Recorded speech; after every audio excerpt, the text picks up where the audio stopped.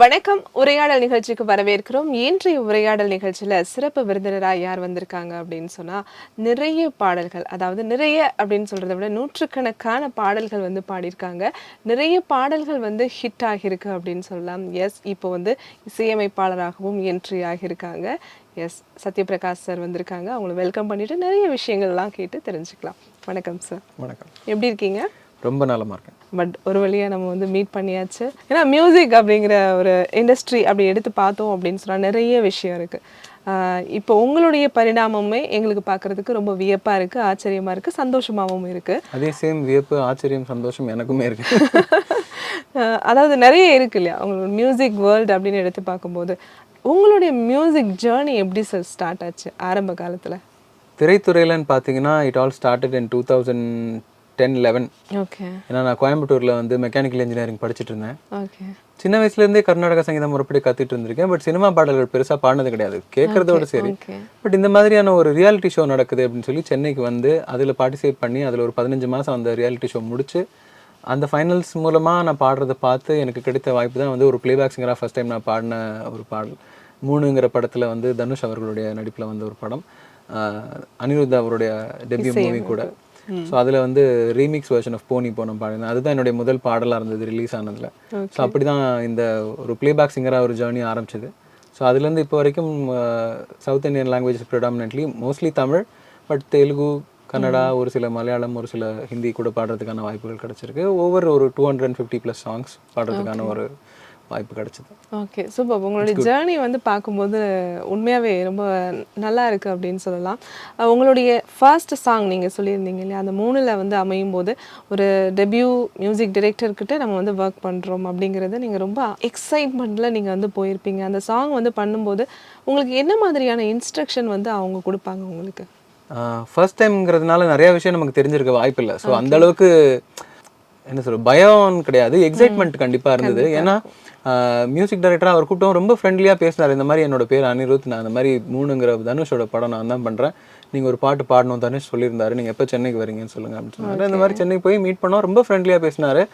இத்தனை வருஷங்கள் கழிச்சு நான் எங்கேயா பேசினாலும் அதே மாதிரி பேசுவார். ஸோ அந்த மாதிரியான ஒரு ரொம்ப ஃப்ரெண்ட்லியான ஒரு மியூசிக் டைரக்டர். அண்ட் அவருக்கு ஏதாவது ஒரு வேணும், இந்த டேக் வந்து ஓகே இருந்தது, இதோட இன்னும் கொஞ்சம் பெட்டராக வேணும்னா ப்ரோ சூப்பர் ப்ரோ, அதே மாதிரி 1 more அப்படின்னு கேட்பாரு. ஸோ அந்த மாதிரி ரொம்ப இன்ட்ரெஸ்டிங்காக போச்சு. அதுக்கப்புறம் ஆடியோ லான்ச்சுக்கு வந்து தெலுங்கு ஆடியோ லான்ச்லாம் பண்ணும்போது ஹைதராபாத்லாம் கூட அவர் கூட ட்ராவல் பண்ணோம். ரொம்ப ஜாலியாக இருந்தது. ஓகே, அந்த சாங் வந்து நீங்கள் சொன்ன மாதிரி 1 more ப்ரோ அப்படின்னு வந்து ஈஸியாக கேட்கலாம். பட் காட்சிகள் படமாக்குது அப்படின்னா ஒரு சீனில் வந்து நிறைய டேக் போவாங்க. அந்த மாதிரி உங்களுக்கும் வந்து அந்த டேக் அப்படிங்கிறது எல்லாம் இருக்குமா? கண்டிப்பாக இருக்கும். ஏன்னா லைவ் மியூசிக் ரெக்கார்டிங்கிறது வந்து போய் ரொம்ப ஒரு more than 20 years ஆச்சுன்னு நினைக்கிறேன். ஏன்னா எல்லா மியூசிஷியன்ஸும் ஒன்றா உட்காந்து ஒரு பாட்டை ரிஹர்ஸ் பண்ணி அந்த பாடலை பலமுறை ரிஹர்ஸ் பண்ணதுக்கப்புறம் பலமுறை ரெக்கார்ட் பண்ணுவாங்க. ஒரு first take, second take, third டேக்னு போவோம். அதுக்கப்புறம் ஒரு டேக் ஃபைனலாக ஓகே பண்ணுவாங்க. இந்த மாதிரி தான் முதல்ல இருந்திருக்கு. ஸோ அதுக்கப்புறம் டெக்னாலஜி வந்து அட்வான்ஸ் ஆனதுக்கப்புறம் ஒவ்வொரு மியூசிஷியனும் தனித்தனியாக ரெக்கார்ட் பண்ணலாம், ஒவ்வொரு இன்ஸ்ட்ருமெண்ட்டும் தனித்தனியாக ரெக்கார்ட் பண்ணலாம், ஒவ்வொரு வாய்ஸஸும் தனித்தனியாக ரெக்கார்ட் பண்ணலாம்ங்கிற மாதிரி வந்ததுக்கப்புறம் ஒருத்தருக்கு ஒருத்தர் பார்த்துக்க முடியல. பட் அந்த அட்வான்ஸ்மெண்ட்ஸ்னால அது இந்த மியூசிக்கினுடைய கிளாரிட்டி வந்து ரொம்பவுமே பெட்டர் ஆயிருக்கு. Music listening experience in terms of சவுண்டும் ரொம்ப பெட்டர் ஆயிருக்கு. ஸோ அதனால சின்ன சின்ன விஷயங்கள் கூட ஒரு ரூமில் இருக்கக்கூடிய அந்த ஏசி நாய்ஸு, நம்ம லிப் சவுண்டு, மூச்சு விடுற சவுண்டெல்லாம் கூட ரொம்ப துல்லியமாக ரெக்கார்ட் ஆகுங்கிறதுனால சாதாரணமாக இப்போ நான் பேசி இப்போ இந்த மைக்கில் ரெக்கார்ட் ஆகி இந்த கேமராவில் ரெக்கார்ட் ஆகுதுல, அதை தாண்டி ஒரு 100 times பெட்டராக அந்த கண்டென்சர் மைக்குன்னு சொல்லக்கூடிய மைக் அது. ஸோ அதில் வந்து இப்போ நம்ம இங்கே இதுக்கு பதிலாக அந்த மைக் வச்சு ரெக்கார்ட் பண்ணால் கீழே போகிற வண்டியெல்லாம் கூட கேப்சர் ஆகும். ஸோ அந்த மாதிரியான ஒரு விஷயம் தான். ஸோ அது ஒரு நல்ல லேர்னிங் எக்ஸ்பீரியன்ஸாக இருந்தது ஃபர்ஸ்ட் டைம் போய் பாடி நிறைய விஷயங்களை கற்றுக்கிறது. ஏன்னா இப்போ சாதாரணமாக ஒரு நல்லா பாடுவாருங்க அப்படின்னு சொல்லிட்டு அவங்களை கொண்டு போய் நீங்கள் அந்த மைக் முன்னாடி நிற்க வச்சிங்கன்னா அது ஒன்றுமே புரியாது. பிகாஸ் அதுக்கு தனியாக ஒரு ப்ராக்டிஸ் வேணுமா இருந்தது. ஸோ அது வந்து ஒவ்வொரு பாடல், ஒவ்வொரு ரெக்கார்டிங்லேயும் ஒவ்வொரு மியூசிக் டைரக்டர்ஸ் ரொம்ப அழகாக சொல்லி கொடுத்தாங்க. ஸோ அப்படியே அடுத்தடுத்த ரெக்கார்டிங்க்கு கேரி ஃபார்வர்ட் பண்ணி நிறைய விஷயங்கள் கற்றுக்கிட்டீங்க. உங்களுடைய முதல் ரெக்கார்டிங்லாம் முடிஞ்சு ஆன் ஸ்க்ரீன் உங்களுடைய சாங் வந்து நீங்கள் தியேட்டரில் பார்க்கும்போது உங்களுடைய உணர்ச்சி எப்படி இருந்தது? ரொம்ப கஷ்டப்பட்டு தான் அந்த விஷயம் நடந்தது. பிகாஸ் ஸ்டார்டிங்கில் வந்து நான் பாடின முதல் பாடல் வந்து ரோலிங் கிரெடிட்ஸ்லாம் வரும். ஆல்பம்ல இருந்தது. பாடம் ஒரு அந்த ஆல்பம் ரிலீஸ் ஆன புதுசுல வந்து அனிருத் சொன்னாரு, உங்க பாட்டு போட்டு எல்லாம் பிளாஸ்ட் பண்ணிட்டு இருக்காங்க ரேடியோல அப்படிலாம் சொன்னாரு. ஸோ இந்த பாட்டு ஓகே நல்லா போகும். கடைசியில் பார்த்தா அதில் விஷுவல்ஸ் கிடையாது, ஸ்லோ வெர்ஷனுக்கு மட்டும்தான் விஷுவல்ஸ் இருந்தது. அதுக்கப்புறம் வந்து ஆனால் இப்பயுமே வந்து எல்லா காலேஜ் ஈவெண்ட்ஸ்லாம் இப்போ ப்ரோ ஷோ மாதிரி பண்ணும்போதும் சரி இல்லை யங் க்ரௌடுக்கு நம்ம பாடும்போது சரி இந்த பாடல் போனிப்போ ரீமிக்ஸ் வந்து எப்பயுமே நல்ல வரவேற்பு இருந்திருக்கு. பட் நீங்கள் கேட்ட மாதிரி பிக் ஸ்க்ரீனில் வந்தது பாடல்னா அதுக்கப்புறம் வந்துட்டு 14ல் வந்து என்னோட ஃப்ரெண்ட் நிவாஸ் பிரசன்னான்னு அவரோட மியூசிக்கில் தெகிடின்னு ஒரு படம் வந்தது. ஸோ அந்த படத்தில் யார் எழுதியதோன்னு ஒரு பாடல் பாடுங்க, ரொம்ப பியூட்டிஃபுல்லான ஒரு பாடல். அந்த பாட்டும் அதே மாதிரி வந்த புதுசில் வந்து எல்லா ஆடியோ பிளாட்ஃபார்ம்ஸு ரேடியோலலாம் நிறைய பிளேஸ் இருந்தது. ஸோ நிறைய பேருக்கு அந்த பாட்டு அந்த டைமில் ஒரு ஃபேவரட் பாட்டாக இருந்தது. பட் படம்னு வரும்போது அந்த பாட்டு வந்து பல்லவி மட்டும்தான் வரும். நானும் வெயிட் பண்ணி பார்ப்பேன் எப்போ நம்ம பாடின பாட்டு ஃபுல்லாக டிவியில் வரும், ஃபுல்லாக இல்லை படத்தில் வரும், அந்த மாதிரி நான் பார்த்துட்டு இருக்கும்போது இமான் சார்னுடைய ஒரு பாடல் தான் வந்து ஒரு பிரேக் த்ரூவாக இருந்தது. அம்மாடியும் அழகு அப்படிங்கிற பாடல், வெள்ளக்காரதுரை படத்தில் விக்ரம் பிரபு அவருடைய நடிப்பில் வந்த படம். ஸோ அந்த பாட்டு தான் வந்து ஃபர்ஸ்ட் டைம் வந்து ஃபுல்லாக என்னுடைய குரல் வந்து தியேட்டரில் கேட்குறேன். ஃபுல்லாக அந்த பாடல் அடிக்கடி எல்லா மியூசிக் சேனல்ஸ்லையும் எல்லா ரேடியோஸ்லையும் கேட்டு அந்த மாதிரி ஒரு எக்ஸ்பீரியன்ஸ் ரொம்ப நல்லா இருந்தது. ஸோ அதுக்காக நான் கொஞ்சம் வருஷங்கள் வெயிட் பண்ண வேண்டியிருந்தது. ஃப்ரம் 2011 நான் என்னோட இது முடிச்சுட்டு என்னுடைய ரியாலிட்டி ஷோ முடிச்சுட்டு ஒரு பிளேபேக் சிங்கராக நிறைய வாய்ப்புகள் கிடச்சி பாடினா கூட ஒரு தியேட்டரில் என்னோட வாய்ஸ் கேட்குற எக்ஸ்பீரியன்ஸ் இந்த பாடல் மூலமாக தான் வந்து நிறைவேறிச்சு. Thanks to Imman sir. நமக்கு ரோல் மாடலாக இருக்கவங்க, நமக்கு இன்ஸ்பிரேஷனலாக இருக்கவங்க கிட்ட பாடணும், அவங்களுடைய இசையமைப்பில் நம்ம பாடணும் அப்படிங்கிறது ஒரு கனவாக இருக்கும். அப்படி உங்களுக்கு கனவு வந்து நிறைவேறியிருக்கு அப்படின்னு நான் நினைக்கிறேன். ஏஆர் ரஹ்மான் சாரோடைய இசையமைப்பில் நீங்கள் பாடியிருக்கீங்க, நிறைய பாடல்கள், ஹிட்டான பாடல்கள். அந்த காம்போ எப்படி செட் ஆச்சு? காம்போன்னு சொல்கிற அளவுக்கு நம்ம பெரிய ஆள் கிடையாதுன்னு வச்சுக்கோங்களேன். ஆனால் எந்த ஒரு மியூசிஷியனாக இருந்தாலும், சிங்கராக இருக்கட்டும், இன்ஸ்ட்ருமெண்டலிஸ்டாக இருக்கட்டும், இல்லை டெக்னீஷியனாக இருக்கட்டும், ரஹ்மான் சார் கூட ஒர்க் பண்ணணுங்கிறது வந்து ஒரு கனவாகவே இருக்கும் எல்லாருக்கும். எனக்கும் அந்த கனவு ரொம்ப ஆரம்ப காலங்கள்ல இருந்து இருந்தது. இந்த பிளேபேக் சிங்கிங் இண்டஸ்ட்ரிக்குள்ள வந்ததுக்கப்புறம் எப்படியாவது சாருக்கு ஒரு பாட்டு பாடணும் அப்படின்னு. பட் காட்ஸ் கிரேஸ் அதுவாக நடந்தது. அவர் முன்னாடி ஒரு பெர்ஃபார்மன்ஸ் பண்ணுறதுக்கான ஒரு வாய்ப்பு கிடச்சிருந்தது. ஸோ அது பாடி அதுக்கப்புறம் அவர் ஞாபகம் வச்சு ஒரு சில மாதங்களுக்கு அப்புறம் கூப்பிட்டு ஒரு பாட்டு ட்ரை பண்ணணும் உங்களோட வாய்ஸில் அப்படின்னு சொல்லி கொடுத்து போய் ரெக்கார்ட் பண்ணோம். அப்படி தான் வந்து ஓ காதல் கண்மணி படத்தில் சின்னஞ்சிறு ரகசியமே அந்த பாடல் வந்து முதலாக நான் வந்து ரஹ்மான் சாருக்கு ஒர்க் பண்ண பாடல். அதுக்கப்புறம் நிறையா பாடல்கள் பாடுறதுக்கான ஆப்பர்ச்சுனிட்டி கிடைச்சிது. ராசாளி என்னுடைய மோஸ்ட் இம்பார்ட்டன்ட் சாங்ஸ் இது வரைக்கும் நான் பாடினதில் எல்லாமே ரஹ்மான் சாரோடைய எல்லா பாடலுமே வந்துடும். ஸ்டார்டிங் ஃப்ரம் சின்னஞ்சிறு நானே வருகிறேன், ராசாளி, அப்புறம் காற்று வெளியிடையில் நல்ல எல்லை, அப்புறம் இன்னும் மிக முக்கியமாக வந்து ஆள போகிறான் தமிழன், அண்ட் தாண்டி பொன்னியின் செல்வன் படத்தில் சோழாங்கிற பாடல். இந்த மாதிரி நிறையா பாடல்கள் பை காட்ஸ் கிரேஸ் அது பாடுறதுக்கான ஒரு வாய்ப்பு அமைஞ்சது. கண்டிப்பாக அது எல்லாமே நல்லா சூப்பர் டூப்பர் ஹிட் கொடுத்துச்சு. இன்னுமே வந்து பார்த்தீங்கன்னா அந்த ட்ரெண்டிங் லிஸ்ட்டில் இருந்துகிட்ருக்கோம், ஏரோ மார்க்கில் இருந்துகிட்ருக்கோம். அப்படி எங்களுக்காக அந்த ஏஆர் ரஹ்மான் சார் கூட இசையமைப்பு பாடின ஒரு ஃபர்ஸ்ட் சாங் எங்களுக்காக பாட முடியுமா? ஷூர். சின்னஞ்சிறு சின்னஞ்சிறு ரகசியமே, சின்னஞ்சிறு சின்னஞ்சிறு ரகசியமே, சின்னஞ்சிறு சின்னஞ்சிறு அதிசயமே,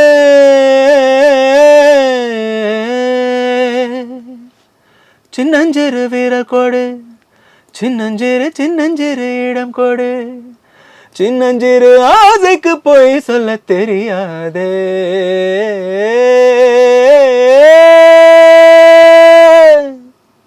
வாவ், மெய்சிலிட்டு அப்படியே உட்கார்ந்துருக்குறோம். ரொம்ப ரசிச்ச பாடல்கள் அப்படின்னு சொல்லலாம். அந்த சாங் வந்து அந்த வாய்ஸ் இப்போ நீங்கள் வந்து ரொம்ப டவுன் டு எர்த் அந்த வாய்ஸில் பேசுகிறீங்களா, ஹஸ்கி வாய்ஸில் இருக்குது. டக்குன்னு ஒரு வாய்ஸ் சேஞ்ச் பண்ணிங்கல்ல, அங்கே இருக்கீங்க நீங்கள், சூப்பர். அதுக்கப்புறமும் நிறைய இசையமைப்பாளர்கள் கூட நீங்கள் ஒர்க் பண்ணியிருக்கீங்க. அப்படி நீங்கள் ஒர்க் பண்ணதில் ரொம்ப இன்ட்ரெஸ்டிங்காக அந்த ஒர்க் இருந்துச்சு அப்படின்னு சொன்னால்? ஒவ்வொரு ஒர்க்குமே இன்ட்ரெஸ்டிங் தான். இன்ஃபேக்ட் நான் இமான் சார்கிட்ட பாடினேன்னு சொன்னேன் இல்லையா, அது வாய்ப்பு வர்றதுக்கு முக்கியமான காரணம், ஒரு டேர்னிங் பாயிண்ட் இன் இந்த ரெக்கார்டிங் பிளேபேக் இண்டஸ்ட்ரின்னு பார்த்தீங்கன்னா அது ராஜா சாரோட ஸ்டுடியோவில் தான் நடந்தது. ஏன்னா நிறைய தடவை இமான் சாருக்கே நான் வந்து ரொம்ப ஸ்டார்டிங் டைமில் போய் சிடி கொடுக்குறது இந்த வேலையெல்லாம் பண்ணியிருக்கேன் நான். ஸோ அவரும் கூப்பிட்டு ட்ரை பண்ணி ஒரு பாட்டு ட்ரை பண்ணும்போது ஏதோ ஒன்று ஒர்க் ஆகலை அப்படின்னு சொன்னார். அந்த மாதிரி இருக்கும்பொழுது நான் ஒரு சில வருஷங்கள் கழித்து மறுபடியும் ப்ராக்டிஸ்லாம் பண்ணிட்டு அந்த தெகிடி பாட்டுலாம் வந்திருக்க 2014ல் ராஜா சார் பாடுறதுக்கான ஒரு ஆப்பர்ச்சுனிட்டி, அவருடைய 1000வது படம் தாரத்தப்பட்டேங்கிற படத்துக்காக ஒரு ஆடிஷன்ஸ் போயிட்டுருக்கு. ஸோ அங்கே போயிருந்து அங்கே பாடி பாலா சாருக்கும் ரொம்ப பிடிச்சிருந்தது. ராஜா சாரும் வந்து ஓகே இந்த பையன் பாடட்டும் அப்படின்னு சொன்னார். இவன் நல்லா பாடுறேன்னு சொன்னார். ஸோ அந்த படத்தில் பாரூர் அப்படிங்கிற ஒரு பாடல் பாடிப்பேன். ஸோ அது பாடிட்டு ஜென்ரலாக அவங்க இமான் சாரும் அங்கே இருக்கிற சவுண்ட் இன்ஜினியர்ஸ் அவங்கெல்லாம் பேசும்போது அவங்க சொல்லிருக்காங்க நம்ம சத்யான்னு ஒரு புது பையன் பாடியிருக்கான், அவன் ட்ரை பண்ணி பாருங்க அப்படின்னு. ஸோ அவன் ஆல்ரெடி வந்து பாடிருக்கான், இருந்தாலும் இன்னொரு ட்ரை பண்ணுவோம் இன்னொரு பாட்டுக்குன்னு கூப்பிட்டு ட்ரை பண்ணாரு. அதுதான் ரொம்ப பெரிய விஷயம். பிகாஸ் ஃபர்ஸ்ட் டைம் நம்ம ஒருத்தர் பார்த்து அவங்க பாடுறது கேட்டு அது ஏதோ ஒன்று ஒர்க் ஆகலைன்னா திருப்பி அவங்களே கூப்பிட்டு இன்னொரு தடவை ட்ரை பண்ணலான்னு நிறைய பேருக்கு தோணாது. பட் ட்ரை பண்ணி பார்த்ததுக்கு அப்புறம் அந்த குறிப்பிட்ட ரெக்கார்டிங்க்கு அப்புறம் அவர் இது வரைக்கும் வந்து அதிகமான பாடல்கள் வந்து அவர் நிறைய யங்ஸ்டர்ஸ்க்கு வந்து புது பாடகர்களுக்கு வந்து அறிமுகப்படுத்தியிருக்காரு. எனக்கு தெரிஞ்சு தமிழ் இண்டஸ்ட்ரியில் அதிகமான பாடகர்களை வந்து அறிமுகம் செய்தது இந்த டி.இமான் சார் தான் நினைக்கிறேன்.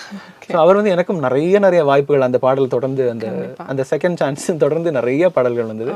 இன்ஃபேக்ட் உள்ள வந்து லிரிசிஸ்ட் யுகபாரதி சார் இருந்தார், அந்த பாட்டுக்கு எழில் சார் இருந்தார் டைரக்டர். ஸோ அவங்கெல்லாம் பேசிக்கிட்டு இந்த மாதிரி நல்லா பாடலாம், புதுசாக பாடலாம் அப்படிலாம் சொல்லும்போது அது எனக்கு ஒரு மோட்டிவேஷனாக இருக்கும்ல. அவங்க ஏதாவது பேசுனாங்கன்னா அது டாக் பேக் ஆன் பண்ணுவார், இல்லாட்டி கேட்காதுல நமக்கு டாக் பேக் ஆன் பண்ணாரு, இந்த பையன் நல்ல எதிர்காலம் இருக்கு அப்படின்னு அவர் சொல்றாரு, தம்பி கேட்டிங்களா அப்படின்னு வருவாரு.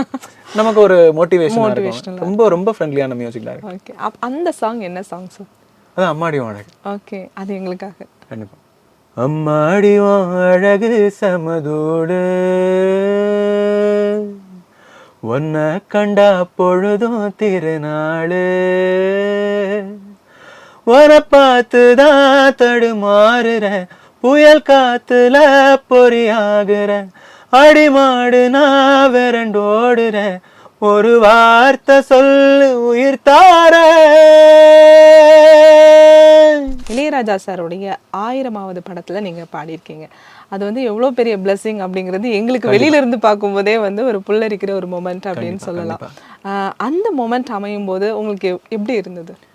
ரொம்ப ஆச்சரியமா இருந்தது. ஏன்னா அந்த ரியாலிட்டி ஷோ சொன்னேன் இல்லையா, ஸோ அது வந்து பக்கத்திலே தான் நடந்தது. பிரசாத் ஸ்டுடியோல முதல்ல இது நடந்து 2014 நடந்ததுனால இப்போதான் வந்து கோடம்பாக்கம்ல சாரோட ஸ்டுடியோ இருக்கு. நிறைய பேருக்கு தெரியும், போற வரும்போதுமே பார்ப்பாங்க, ஹே இளையராஜான்னு போட்டிருக்கு சாரோட ஸ்டுடியோ அப்படின்னு நிறைய பேருக்கு தெரியும். முன்னாடி வந்து ரொம்ப மியூசிக் இண்டஸ்ட்ரியில் இருக்கவங்க தான் தெரியும், வெளியில வந்து பெருசா தெரியாது. ஸோ அது பக்கத்துல ஒரு ஷூட்டிங் ஃப்ளோர்ல தான் வந்து ஃபுல்லா ஒரு வருஷத்துக்கு மேல நாங்க ஷூட் பண்ணியிருக்கோம். எனக்கு பக்கத்துல இந்த ராஜா சாரோட ஸ்டுடியோ அங்கே தான் இருக்குன்னு தெரியாது. பட் அது போய் பார்க்கும்போது எத்தனையோ ஆயிரக்கணக்கான மியூசிஷியன், லெஜெண்டரி மியூசிஷியன்ஸ் வந்து ஒர்க் பண்ண ஒரு இடம். ராஜா சார் 1000 படங்களுக்கு மேல கம்போஸ் பண்ணின ஒரு ஸ்டுடியோவில் நம்ம பாடுறது ரொம்ப ரொம்ப பெரிய விஷயமா, ஒரு பெரிய பிளெஸிங்காக இருந்தது. அண்ட் இசையை பொறுத்த வரைக்கும் இந்த மாதிரியான 1000 படங்கள் இல்லை 1000த்திற்கும் மேற்பட்ட படங்கள் இதுக்கப்புறம் எந்த ஒரு மியூசிக் டைரக்டர் பண்ண முடியுமாங்கிறது ரொம்ப சந்தேகத்துக்கான ஒரு விஷயம் தான். யாரும் பண்றதுக்கான வாய்ப்பு இல்லை, இதுக்கு மேலே பண்ண முடியாதுன்னு தான் நினைக்கிறேன்.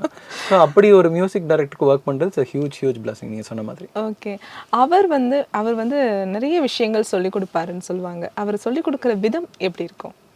ரொம்ப பயமா இருக்கும். ஏன்னா அவர் ஜென்ரலா வந்து ராஜா சார் ரொம்ப ஸ்ட்ரிக்ட்னு எல்லாருக்குமே தெரியும். அது எந்த விதமான ஸ்ட்ரிக்ட்னா நீங்க அவர் சொல்றதை கரெக்டா பாடணும். அவரே வந்து ஒரு நேர்காணல்ல சொல்லியிருக்காரு. இத்தனை வருஷமா வந்து பணியாற்றிட்டு இருக்காருங்கிறதே ரொம்ப இன்ஸ்பைரிங்கான ஒரு விஷயம். அது ஓஹோ ஓகே, இப்போ நம்ம 7 மணிக்கு பாடுறது 7:30 மணிக்கு பாடுறதுக்கு ரெடியா இருக்கணும்னா தொண்டெல்லாம் வார்ம் அப் பண்றதுக்கு நம்ம ஒரு 2 மணி நேரத்துக்கு முன்னாடியாவது எந்திரிக்கணும். ஸோ அன்னைக்கு வந்து அப்படிதான் ரொம்ப இன்ட்ரெஸ்டிங்கா இருந்தது அன்னைக்கு நாளே. ஓகே, சளைக்காம நம்மளும் வந்து அந்த டெடிகேஷனை நம்ம கொடுக்கணும் இல்லையா? அந்த சாங் வந்து கண்டிப்பா எங்களுக்கு பாடியே ஆகணும். பாருருவாய பிறப்பற வேண்டும் பத்திமையும் பெற வேண்டும், பாருருவாய பிறப்பற வேண்டும் பத்திமையும் பெற வேண்டும், சீருருவாய சிவபெருமானே செங்கமல மலர் போல் ஆருருவாய என் ஆரமுதேவுன் அடியவர் தொகை நடுவே, ஓருருவாயனின் திருவருள் காட்டி என்னையும் உய்ய கொண்டருளே, என்னையும் உய்ய கொண்டருளே. Nice nice. இப்போ நீங்க இப்போ லாஸ்டா ஒரு வேர்டு வந்து முடிச்சிங்க. நாங்களாம் வந்து அருளே அப்படின்னு முடிச்சிருவோம். நீங்க வந்து அதை ஒரு ஏத்துறீங்க. அந்த லேவை வந்து கொஞ்சம் ஒரு அப் பண்றீங்க. அந்த இன்ஸ்ட்ரக்ஷன் வந்து நீங்களே வந்து ஒரு மாடுலேட் பண்ணி காமிப்பீங்களா, இல்ல அவங்க வந்து இந்த இடத்துல ஏத்துங்க அப்படிங்கறதெல்லாம் இசையமைப்பாளர்களே வந்து கொடுத்துருவாங்க? ராஜா சார் பொறுத்த வரைக்கும் ஒரு ஃபுல் ஸ்டாப் கமா கூட நம்ம எக்ஸ்ட்ராவா வைக்க முடியாது. ஓகே. ஸோ இப்போ நீங்கள் சொல்லக்கூடியது அந்த சஸ்டைன்ங்கிற விஷயம். அந்த சஸ்டைன் ஒவ்வொரு வரிக்கும் முடியும் போது எவ்வளோ இருக்கணும், சஸ்டைன் முடியும் போது விப்ராட்டோ இருக்கணுமா இருக்கக்கூடாதா, எந்த நோட்டில் இருக்கணும், எவ்வளோ தூரம் இருக்கணும், எல்லாமே வந்து அவர் மைண்டில் ஆல்ரெடி ஃபிக்ஸ் ஆகிருக்கும். ஸோ அது அவர் முதலே சொல்லிடுவார். ஓகே. அவரும் சரி வித்யாசாகர் சார் கூட நான் ஒர்க் பண்ணும்போதும் சரி ரொம்ப பர்டிகுலரா இது இப்படிதான் வேணும்னு அவங்க டிசைட் பண்ணிட்டு தான் ஆரம்பிப்பாங்க. நம்மளுடைய சித்ரா அம்மா பத்தி சொல்லியே ஆகணும். சித்ரா அம்மா எல்லாருக்கும் பிடித்தமானவங்க, ஒரு கியூட்டி பை அப்படின்னு சொல்லலாம். சித்ரா அம்மா கூட நீங்க நிறைய இடங்கள்ல பயணிச்சிருக்கீங்க. அவங்க எப்படி ஆக்சுவலா? அவங்கள மாதிரி ஒரு பர்சன் கிடையாது இந்த உலகத்துல. If you ask me personally, அவங்கள மாதிரியான ஒரு ஹியூமன் பீயிங் கிடையாது. இப்போ இருக்கக்கூடிய ஒரு லிவிங் லெஜெண்ட். ஏன்னா நிறைய லிவிங் லெஜெண்ட், நிறைய லெஜெண்ட்ஸ் இருந்தாங்க. ஒரு சிங்கர்ஸ்ல பாடக்கூடிய நான் ஆயிரக்கணக்கான பாடல்கள் பாடி இந்த மாதிரியான ரெப்பர்டாயர்ல இப்பயும் லைவா பாடக்கூடிய ஒரு லிவிங் லெஜெண்ட்னா எனக்கு தெரிஞ்ச சித்ரா அம்மா தாண்டி வேற யாரும் இப்போ இல்லைன்னு தான் நான் சொல்லுவேன். ரொம்ப பிரில்லியண்டான ஒரு பர்சன். அண்ட் அவங்களுடைய டேலண்ட்டை பற்றி சொல்கிறதுக்கு வந்து எந்த விதமான ஒரு தகுதியும் கிடையாது எனக்கு. அங்கே இருக்காங்க அவங்க. அதாவது இத்தனை பாடல்களுக்கு நீங்கள் வந்து பாடல்களுக்கு வந்து உங்களுடைய குரல் வந்து கொடுத்துருந்தாலும் இப்போ நீங்கள் இசையமைப்பாளராக என்ட்ரி ஆகியிருக்கீங்க டிஎன்ஏ ஃபிலிமில். அது எப்படி இருக்குது? ரொம்ப சந்தோஷமாக இருக்குது. ஏன்னா ரொம்ப ரொம்ப யோசனையாகவே இருந்தது. இந்த ஒரு சாங் மேக்கிங் ப்ராசஸ் ரொம்ப பிடிக்கும். இண்டிபெண்டன்ட் மியூசிக்கில் நிறைய பாடல்கள் வந்து ரிலீஸ் பண்ணியிருக்கேன் முன்னாடி, என்னுடைய தனி பாடல்கள். அந்த அந்த ப்ராசஸ் எனக்கு ரொம்ப பிடிச்ச ப்ராசஸாக இருந்தது. ஸோ இது திரைப்படத்தில் பண்ணுறோங்கிறத தாண்டி இதுக்கும் அதுக்கும் பெரிய வேற்றுமை கிடையாது. பட் திரைப்படத்தில் பண்ணும்பொழுது நம்மளோட மியூசிக் இண்டஸ்ட்ரி பொறுத்த வரைக்கும் திரைப்படம் சார்ந்த பாடல்கள் தான் பாடல்களாகவே மக்கள் மத்தியில் போய் சேர்ந்துருக்கு. ஸோ அதனுடைய விசிபிலிட்டி நான் வந்து பண்ணுற தனி பாடல்கள்லேருந்து ஒரு 100 மடங்கு மேலே. அது வந்து இந்த மாதிரியான ஒரு கொலாபரேஷன் வித் சித்ரா அம்மாலாம் வந்து ரொம்ப ஒரு ஸ்பெஷலான ஒரு கொலாபரேஷன். அண்ட் இது வந்து ரொம்ப ரொம்ப ரொம்ப சந்தோஷம் எனக்கு. ஓகே. இந்த ஆலப்போரான் தமிழன் அப்படிங்கிற சாங் வந்து எல்லா இடத்துலையும் ஒழிச்ச ஒரு சாங். உங்களுக்கு அந்த ஃபீல் பண்ணீங்களா? ரசிகர்களுடைய அந்த வரவேற்பு நீங்கள் எப்படி பார்த்தீங்க அந்த டைம்? அந்த பாட்டு வந்து என்னோட கெரியரில் ரொம்ப முக்கியமான ஒரு பாட்டுன்னு நினைக்கிறேன். பிகாஸ் என்னோட வாய்ஸ் வந்து ரொம்ப சாஃப்டான ஒரு வாய்ஸாக தான் இருக்கும். எல்லாருமே அப்படி தான் ட்ரீட் பண்ணுவாங்க.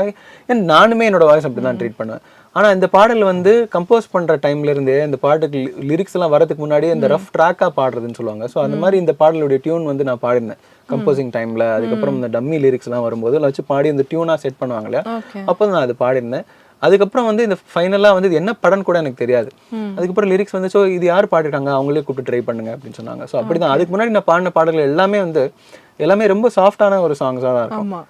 இது வந்து ரொம்ப வேறுபட்ட ஒரு பாடலாக இருந்தது. இதுக்கப்புறம் இதே மாதிரி ஒரு டெம்ப்ளேட்ல தான் இன்னும் சோழா நடந்தது. கண்டிப்பாக அந்த சாங், அதாவது ஆலப்போரான் தமிழன் வந்து கண்டிப்பாக நீங்கள் பாடியே ஆகணும். ஒரு ஃபியூ லைன்ஸ் மட்டும்.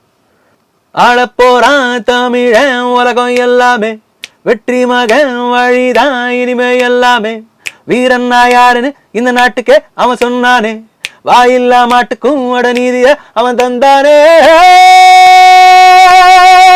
சொல்லி சொல்லி சரித்திரத்தில் பேர் போரிப்பான், நெஞ்சில் அள்ளி காத்தில் நம்ம தேன் தமிழ் தெளிப்பான், இன்னும் உலக மேட தங்க தமிழ பாட பச்சை தமிழ் உச்சி பூகள் ஏறி சீரிக்கும். எங்களுக்கு தெரிக்குது. சூப்பர். நிறைய வந்து எப்படி சொல்றது, எனர்ஜெட்டிக்காக இருக்குது இந்த சாங் வந்து கேட்கும்போது. பயங்கர எனர்ஜெட்டிக். அதுதான் நான் கேட்கணும்னு நினச்சேன். மணிரத்னம் சார் கிட்ட ஒர்க் பண்ண எக்ஸ்பீரியன்ஸ் அப்படிங்கிறத விட அவர்கிட்ட கற்றுக்கிறது நிறைய விஷயங்கள் இருக்குது அப்படின்னு சொல்லுவாங்க. பொன்னியின் செல்வனில் அந்த சாங், நீங்கள் பாடின சாங் வந்து பயங்கர ஹிட் ஒரு பக்கம் இருந்தாலும், யாருப்பா பாடினாங்க, யாரோட வாய்ஸ்பா அப்படின்னு நீங்கள் அத்தனை பாடல்கள் பாடியிருந்தாலும் அந்த பாட்டில் வந்து பயங்கரமாக தேடக்கூடிய ஒரு நபராக நீங்கள் இருந்தீங்க. பொன்னியின் செல்வன் அந்த சாங்க்கு அப்புறமா உங்களுக்கு அந்த வரவேற்பு எப்படி இருந்துச்சு உங்களுடைய சர்க்கிளில்? ரொம்ப இன்ட்ரெஸ்டிங்கான ஒரு சாங் தான். முன்னாடி சொன்ன மாதிரி ரொம்ப எனர்ஜெட்டிக்கான சாங்ஸ் பெருசாக பாடினதில்லை. அண்ட் இந்த பாடல் குறிப்பாக 2 பேர் சேர்ந்து பாடியிருக்கோம். நண்பர் விஎம் மகாலிங்கம், அவர் ஒரு ஃபோக் சைடில் வந்து பயங்கரமான ஒரு டேலண்ட்டு, ரொம்ப ஓப்பனாக பாடக்கூடிய ஒரு சிங்கர். ஸோ இது 2 பேர் சேர்ந்து பாடினா இருக்கும், ஒரு வார் கிரை மாதிரி வேணும் அப்படிங்கிற மாதிரி ட்ரை பண்ணாங்க. அண்ட் நிறைய நேரத்தில் வந்து ஒரு குறிப்பிட்ட ரேஞ்சுக்கு அப்புறம் என்னோட வாய்ஸுக்கும் அவர் வாய்ஸுக்கும் ஒரு சின்ன சிமிலாரிட்டியும் இருக்கும்னு நிறைய பேர் சொல்லியிருக்காங்க. எங்களுக்குமே அது தெரியும். ஸோ நாங்கள் 2 பேர் சேர்ந்து பாடும்போது ஒருத்தர் பாடுற மாதிரியான ஒரு ஃபீலிங் இருந்தது. பட் தனித்தனியாக கேட்டிங்கன்னா ரெண்டுமே வித்தியாசமான ஸ்டைல், வித்தியாசமான வாய்ஸஸ். பட் நாங்கள் 2 பேர் சேர்ந்து பாடின எனக்கு எக்ஸ்பீரியன்ஸ் ரொம்ப பிடிச்சது. பிகாஸ் இன்ஃபேக்ட் நாங்கள் 2 பேர் சேர்ந்து ஒரே மைக்கில் ரெக்கார்ட் பண்ணோம். ஓகே. அந்த சாங் சார் எங்களுக்காக.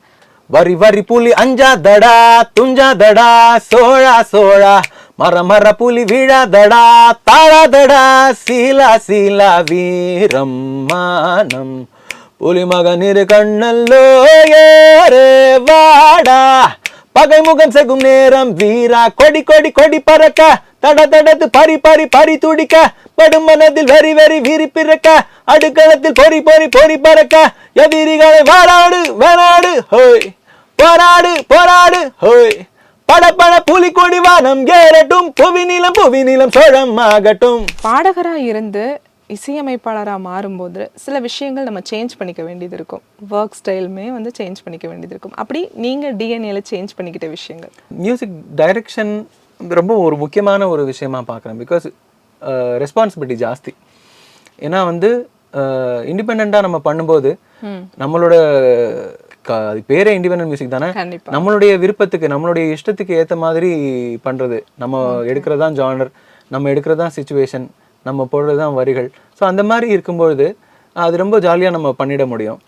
பட் அதை தாண்டி ஒரு சிச்சுவேஷனுக்கு பாடல் பண்ணுறதுங்கிறது ரொம்ப ரொம்ப சேலஞ்சிங்கான ஒரு விஷயமா இருந்தது. அண்ட் நிறைய டியூன்ஸ் கொடுத்து, ஏன்னா அவர் வந்து நெல்சன் வெங்கடேசன் அவர் இதுக்கு முன்னாடி 4 படம் பண்ணியிருக்காரு.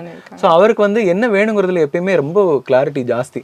ஸோ அவர் எக்ஸாக்டாக இதுதான் வேணுங்கிறது முதலே பிரீஃப் கொடுத்துட்டாரு. ஸோ அதுலேருந்து முன்னாடி பின்னாடி நான் போகிறதுக்கான வாய்ப்புகள் ரொம்ப கம்மி. அந்த மாதிரியான ஒரு கைட் கிடைச்சது ரொம்ப ரொம்ப சந்தோஷம். முதல் பாடல் ஒரு மியூசிக் டைரக்டராக நான் பண்ணும்போதே அது வந்து கிடைச்சது ரொம்ப ரொம்ப சந்தோஷமான ஒரு விஷயம். பிகாஸ் அதில் தான் நிறையா டைம் எடுக்கும். ஒரு பாட்டு லாக் ஆகுது, ஒரு டியூன் இதுதான் டியூன் அப்படின்னு லாக் ஆகிறதுக்கு டைம் ஆகும். பட் நான் ஒரு 3-4 டியூன் கொடுத்து ஒரு 2வது டியூனே வந்து லாக் ஆனது ரொம்ப சந்தோஷமான விஷயம். சூப்பர், சந்தோஷம். இன்னும் இசையமைப்பாளராக நிறைய பயணம் மேற்கொள்ளணும் அப்படிங்கிறது தான் எங்களுடைய ஆசை. 2வது பாடகராகவும், ஏன்னா அதுதான் என்னுடைய மெயின் ஃபோக்கஸாக என்றைக்குமே இருந்திருக்கு, என்றைக்குமே இருக்கும்னு நினைக்கிறேன். ஓகே, கண்டிப்பாக. லிரிசிஸ்ட் அகமதோடைய சாங், உங்களுடைய காம்போல அமைஞ்ச சாங் எங்களுக்காக நீங்கள் இப்போ பாடு. நிறைய பாட்டு இருக்கு. ஓகே, லாஸ்ட்டாக பால்மழை.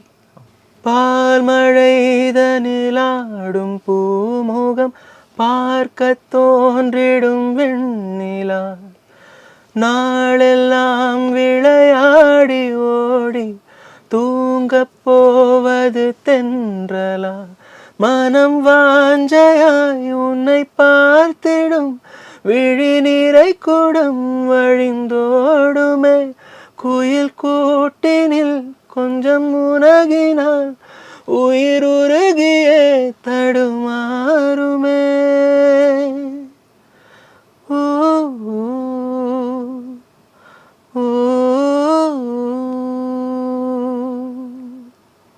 இந்த கிளாப் நண்பர் அகமதுக்காக. சார், ஒரு சந்தேகம் இருந்துகிட்டே இருக்கு. அதாவது என்னென்னா, இப்போ கூட வந்து ஒரு மணிரத்னம் சாரோடைய ஃபில்மான தக் லைஃப்பில் வந்து ஒரு சாங் பாடும்போது மைக் எடுக்கிறாங்க, அவங்க பாடலை அப்படிங்கிற ஒரு கான்ட்ரவர்சி வந்து கிளம்பிட்டு இருந்துச்சு. ஏன்னா படத்துலையா இல்லை சுகர் பேபி சாங்க்காக இல்லை, அந்த ஆடியோ லான்ச்ல. அது என்ன சார்? அது நீங்களா பாடுவீங்களா? இல்லை இல்லை நாங்கள் வந்து சும்மா தான் பண்ணுவோம் அப்படியா? அது அவங்களோட சாய்ஸ் நினைக்கிறேன். ஒரு சில பேர் வந்து இப்போ இங்கிலீஷ் ஆர்டிஸ்ட்லாம் பார்த்தீங்கன்னா இது வந்து பல வருஷமா நடந்துட்டு இருக்க விஷயம் தான். இன்ஃபேக்ட் வந்து ஜஸ்டின் பீபரோட கான்சர்ட் வந்து ஒரு சில வருஷங்களுக்கு முன்னாடி மும்பைல நடந்தது. அது வந்து அவர் பாடவே இல்லை அப்படின்னு சொல்லிட்டு இருந்தாங்க. அவர் வந்து பபிள் கம் சாப்பிட்டு இருக்காரு, அந்த மாதிரிலாம் பேக்ரவுண்ட்ல மியூசிக் போவோம், அவங்களோட வாய்ஸும் போவோம், அதுக்கு மேலதான் இவங்க பாடுவாங்க. ஸோ அந்த மாதிரியான ஒரு கல்ச்சர் இங்கேயும் இருக்கு ரொம்ப வருஷமா. ஒரு சில பேர் வந்து லைவ்ல பாடுறதுக்காக ப்ரிஃபர் பண்ணுவாங்க, ஒரு சில பேர் வந்து அதுக்கான நேரம் நமக்கு கிடைக்காத காரணத்தினால. ஏன்னா ஒரு ஸ்டேஜில் பாடுறதுங்கிறது வந்து நமக்கு வந்து உட்காந்துட்டோம் அவங்க பாடணும் அப்படின்னா அதுக்கு முன்னாடி ஒரு 10 நாள் ரிஹர்சல் போவோம். அண்ட் வந்து அன்னைக்கு பாடுற அன்னைக்கு ஒரு 3-4 ஹவர்ஸ் முன்னாடி ஒருத்தரோட வாய்ஸுமே வந்து அந்த ஹாலுக்கு ஏற்ற மாதிரி அவங்க செட் பண்ணணும், சவுண்ட் செக்னு சொல்லக்கூடிய விஷயம் நடக்கணும். இது எல்லாத்துக்கும் டைம் வந்து எல்லா டைமும் கொடுத்துட மாட்டாங்க. ஸோ டைம் இல்லாத ஒரு சுச்சுவேஷனில் இன்னைக்கு காலை தாங்க வந்து அதுக்கப்புறம் தான் செட்டு போடுறாங்க அப்படின்னா அதெல்லாம் முடிச்சு ப்ராக்டிக்கல் டிஃபிகல்ட்டிஸ்னால சம்டைம்ஸ் சவுண்ட் செக் பண்ண முடியாத ஒரு சூழல், டைரெக்டாக வந்து அவங்க பாடணும் அப்படிங்கிற ஒரு ரெக்குவயர்மெண்ட் இருக்கும்போது இந்த மாதிரி +1 அப்படின்னு சொல்லக்கூடிய மைமிங் நடக்கிறதுக்கான வாய்ப்புகள் நிறைய இந்த இண்டஸ்ட்ரியில் இருக்குது. சூப்பர், அதுக்கான விளக்கத்தை நீங்கள் கொடுத்துருப்பீங்க அப்படின்னு நினைக்கிறேன். அதுக்கப்புறமா இப்போ வந்து உங்களுக்கு ஃபேவரட்டாக இத்தனை சாங் வந்து நூற்றுக்கணக்கான பாடல்கள் பாடியிருந்தாலும் உங்களுக்குன்னு ஒரு ஃபேவரட் சாங் இருக்கும் மைண்டில், எப்போவுமே நம்ம சாங்ப்பா அப்படிங்கிற ஒரு வைப் இருக்கும்ல, அந்த சாங்? அந்த மாதிரி ஒரு சில பாடல்கள் இருக்குது. என்றைக்குமே அந்த பாட்டு வந்து என்னுடைய க்ளோஸ் டு மை ஹார்ட் சாங்ஸாக இருக்கும். அதில் குறிப்பிட்டு சொல்லணும்னா சதுரங்க வேட்டை அப்படிங்கிற ஒரு படத்தில் வந்து முன்னே என் முன்னேங்கிற பாடல் எனக்கு ரொம்ப பிடித்த பாடல். அதையும் தாண்டி ஆல் டைமாக வந்து மக்கள் மத்தியில் வந்து எங்கே போனாலும் நான் என்னை பாட சொல்லி கேட்குற பாடல் ஒன்று இருக்குது. அது வந்து எனக்கு ரொம்ப பிடித்த பாடல் வந்து காற்று வெளியிடைய படத்தில் நான் பாடின பாடல் நல்ல அல்லைங்கிற பாடல். அது எனக்கு ரொம்ப ஃபேவரட்டான ஒரு சாங். வானில் தேடி நின்றே ஆழி நீ அடைந்தாய், ஆடி நான் விழுந்தாய், வானில் நீ எழுந்தாய், நட்சத்திர காட்டில் அலைய விட்டாய், நான் என்ற எண்ணம் தொலைய விட்டாய். நல்லை அல்லை நல்லை அல்லை நன்னிலவே நீ, நல்லை அல்லை நல்லை அல்லை நல்லை அல்லை நள்ளிரவே நீ, நல்லை அல்லை. சூப்பர்பா இருந்தது. நிறைய இசைக்கு நீங்க வந்து உயிரோட்டம் கொடுக்கணும் அப்படிங்கிறது தான் எங்களுடைய ஆசை. கலைஞர் செய்திகள் சார்பாகவும் என்னுடைய சார்பாகவும் பெஸ்ட் விஷஸ். நிறைய படங்களுக்கு நீங்க பாடல்கள் அமைக்கணும், நிறைய இண்டிபெண்டன்ட் சாங் பண்ணணும், அகமத் கூட்டணியில நீங்க நிறைய பண்ணணும் அப்படிங்கிறது எங்களுடைய ஆசை. Thank you thank you so much. Thank you.